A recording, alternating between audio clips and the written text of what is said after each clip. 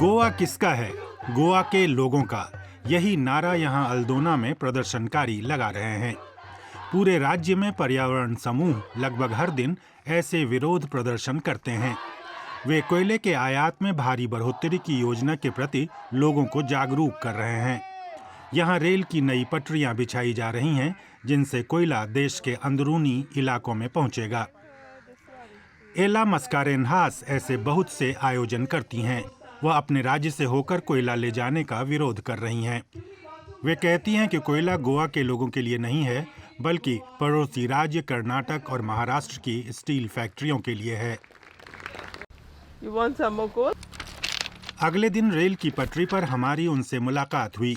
वे कहती हैं कि मालगाड़ी के डब्बों से बहुत सा कोयला और धूल गिर जाती है। You can see the आप पटरियों spillage पर on the गिरे tracks. कोयले को देख सकते हैं। मॉनसून में ये कोयला भूजल में चला जाता है, फिर वहाँ से ये हमारे कुओं में और पीने के पानी में पहुँच जाता है। देखिए, यहाँ भी कोयला है। 4 साल पहले उन्हें पता चला कि कोयले की धूल कितनी खतरनाक है। Because my son, मेरे बेटे को लगातार खांसी होती थी। मैंने उसे कई डॉक्टरों को दिखाया। उन्होंने कई टेस्ट किए। उसे नेबुलाइजर लेना पड़ा।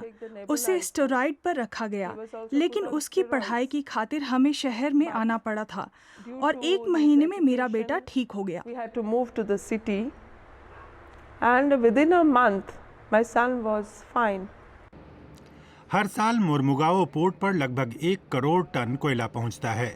फिर इसे गोवा से गुजरने वाले ट्रकों और ट्रेनों से दूसरे इलाकों में भेजा जाता है।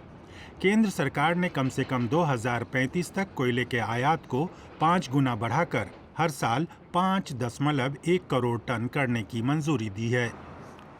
ये कोयला ऑस्ट्रेलिया, दक्षिण अफ्रीका और इंडोनेशिया से आता है।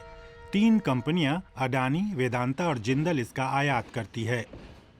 पूरब की तरफ चलें तो ट्रेनें जैव विविधता से भरपूर मोहलेम इलाके से भी गुजरती है। अंतर्राष्ट्रीय अध्ययन बताते हैं कि हर 500 किलोमीटर में 1% कोयला गिर जाता है। एला मस्कारेनहास उस जगह को दिखाती है जहां नई पटरियां बिछाई जानी है, ताकि ज्यादा कोयले को ट्रांसपोर्ट किया जा सके। वे कहती हैं कि घर कोयले की धूल से अट रहे हैं। घरों को नुकसान भी हुआ है, क्योंकि जब ट्रेनें गुजरती हैं तो घर हिलते हैं। कई घर गिरने के कगार पर हैं। आप दरारें देख सकते हैं। ये कंपनियों की वजह से है। बहुत से लोग खुद को बेबस पाते हैं। जब से यहाँ कोयले का काम शुरू हुआ है, तब से हमें बड़ी समस्याएं होने लगीं।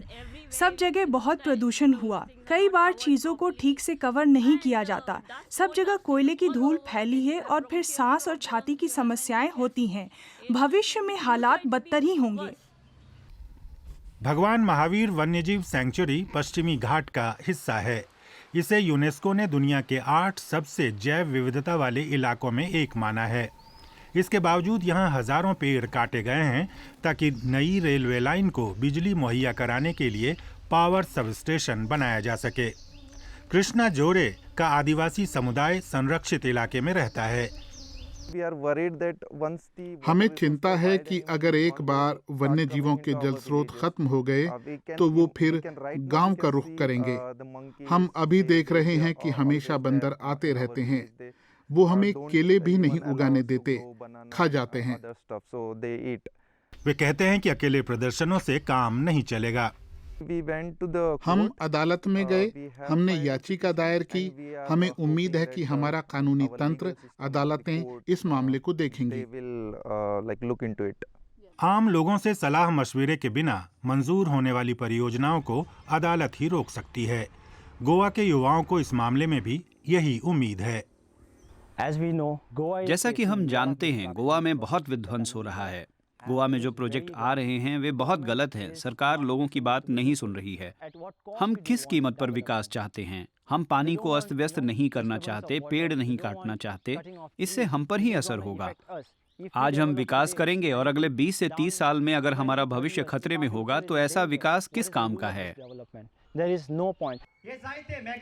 मैटसन सोलोमन मिरांडा को डर है कि गोवा में आने वाले प्रोजेक्ट उसे पूरी तरह तबाह कर देंगे। वो प्रोग्राम अवेयरनेस प्रोग्राम पुढे आणला तर आम्ही गोयचो एक वोट मिरांडा और मस्कारेनहास जैसे लोगों के बनाए 15 अलग-अलग विरोध समूह कोयले के परिवहन के विस्तार का विरोध कर रहे हैं ताकि यहाँ की प्रकृति और गोवा के लोगों की सेहत को बचा सकें। प्रदर्शनकारी अपनी समस्या कुछ ऐसे बयान करते हैं। बड़े कोयला व्यापारी गोवा में बीमारी और तबाही लेकर आ रहे हैं और सरकार ने अपनी आंखें मूंद ली है। कोयले से जुड़े इंफ्रास्ट्रक्चर पर काम जारी है और उनका विरोध भी।